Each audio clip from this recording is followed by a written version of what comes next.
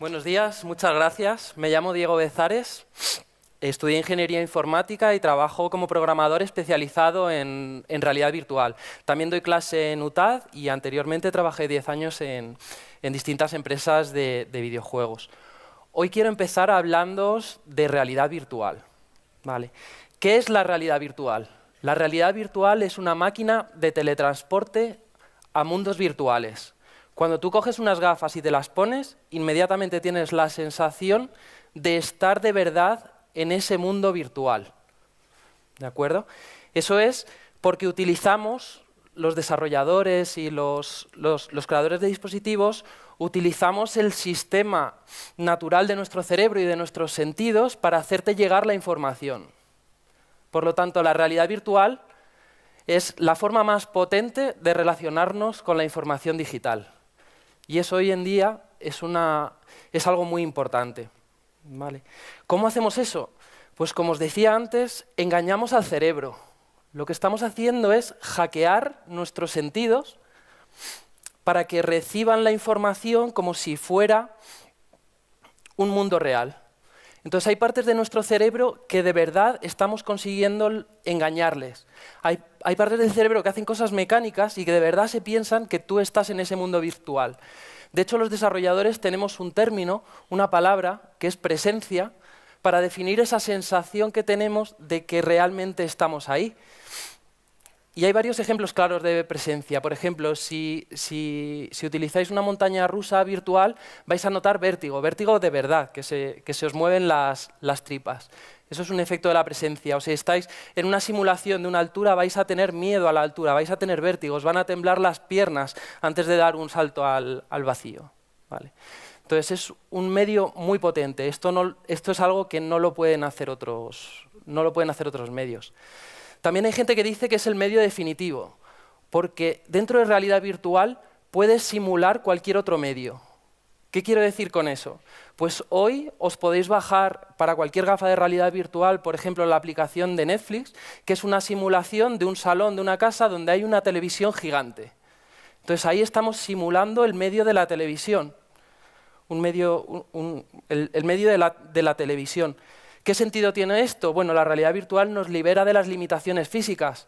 Podemos estar viendo una televisión a pantalla gigante sin necesidad de tener esa pantalla gigante en nuestra casa. O a lo mejor nosotros estamos en un tren viajando y queremos tener esa pantalla gigante. La primera vez que hice yo un desarrollo para realidad virtual fue en el año 2003, hace ya 13 años, parece mentira. Acababa de salir de la universidad y entré a trabajar de becario en el laboratorio multimedia de la universidad. Y tenían ahí unas gafas de realidad virtual, ya existen desde hace mucho tiempo, y porté un juego que estaba haciendo yo en 3D. Pero la tecnología todavía no estaba lista y se notaba. Y ha tardado 10 años en llegar al punto en el que está hoy. En cambio, en el año 2004 entré a trabajar como desarrollador de juegos para móvil. Eran los primeros juegos para móvil que existían. Para que os hagáis una idea, eran pantallas de 128 píxeles por 128 píxeles y todos los juegos que hacíamos cabían en 64K de memoria. Eso es mucho menos que un mega. ¿Vale? Tuvimos que esperar pues 4 o 5 años hasta el 2008 que llegara el iPhone y el App Store, que fue un cambio importante, y yo diría que fue en el 2011 cuando realmente los móviles empezaron a cambiar el mundo de verdad. ¿Vale? Cuando se empezó a hablar del móvil como la primera plataforma de computación, el mobile first, cambios en modelo de negocio como el free to play, un cambio muy importante. Yo pienso que la realidad virtual puede seguir ese camino y ser la próxima gran plataforma de computación. Y esta gran revolución, esta gran ola que apenas está empezando, vosotros estáis totalmente a tiempo de formar parte de ella, de crear los mundos virtuales del futuro. ¿Vale? Yo soy programador. ¿En qué consiste ser programador? La gente normalmente piensa que es una profesión muy científica, muy exacta, muy mecánica, muy matemática. ¿Vale? La realidad es que la programación es absolutamente creativa. Vosotros pensad que trabajamos con ordenadores. Todo lo que es automático ya está automatizado. Nosotros hacemos la parte analítica y creativa que los ordenadores no son capaces de hacer. Dos programadores que se enfrenten a un mismo problema no van a hacer una solución que sea una mejor y otra peor. Lo que van a hacer es dos soluciones totalmente distintas una de otra, con consecuencias para el producto y para la empresa en la que están trabajando, con consecuencias muy importantes para eso. ¿Y qué imagen tenéis vosotros de los programadores y las programadoras? Bueno, pues aquí os he puesto algunos ejemplos. Hay programadoras de la NASA, pioneras de la computación, jefas de tecnología de los Estados Unidos, leads de programación de motores gráficos, de realidad virtual. El software está cambiando el mundo y la mayor parte de las empresas son cada vez más empresas de software. Si veis una lista de las empresas más importantes del mundo y buscáis cuáles son sus fundadores, os vais a encontrar con muchísimos programadores entre sus fundadores. A ver si os suena Facebook, Microsoft, Apple, Google, Oculus, empresas de cuyos fundadores son programadores y algunos siguen programando. Durante toda mi carrera siempre he tenido muy en cuenta estos tres círculos, ¿vale? Cuando empecé, sobre todo pensaba en qué era lo que me apasionaba y en qué era bueno. En realidad estos dos círculos están muy relacionados y eso yo creo que ya lo sabéis. Vosotros podéis hacer cualquier cosa, podéis llegar a ser lo buenos que queráis en cualquier tema. Lo que pasa es que os tiene que gustar muchísimo para que lleguéis a hacer tanto el trabajo y la dedicación y el foco que hace falta para llegar a ser muy buenos en ese tema. Esa es la razón por la que están tan relacionados esos dos círculos. Y yo al principio tomé mis decisiones fundamentalmente en esas dos razones, que están muy bien. Últimamente, en los últimos años de mi carrera, estoy valorando mucho ese último círculo.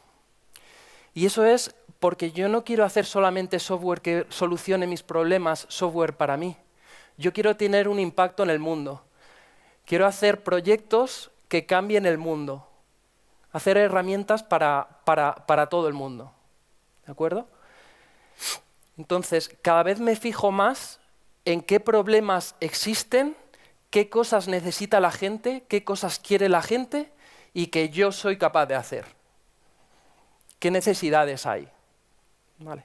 Antes os decía que la programación es muy creativa, en el fondo es muy creativa, y que la programación y el software está cambiando el mundo. ¿Vale?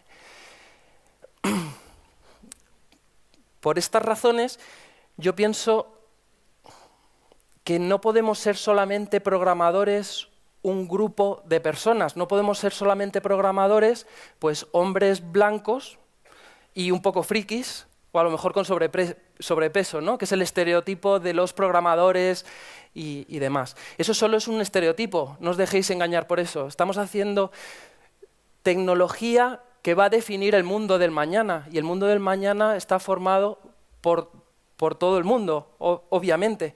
Entonces necesitamos que la tecnología la haga gente diversa. Necesitamos todo tipo de grupos de personas. ¿Y cuál es el camino formativo que podéis seguir para llegar a ser desarrolladores que hagan software que cambie el mundo? ¿Cuál es vuestro camino formativo ideal? Pues yo no pienso que haya un solo camino formativo, y si lo hay, desde luego no lo conozco. Los únicos consejos que sí que os podría dar es que hagáis cosas y seáis autodidactas, ¿vale? Hoy mismo podéis llegar a vuestra casa, buscar un tutorial por internet y hacer un juego de realidad virtual, o bueno, una aplicación sencillita de realidad virtual, ¿vale? Que tengáis alguna cosa visible en menos de una semana, y lo podéis hacer en vuestra casa con vuestro móvil, ¿vale?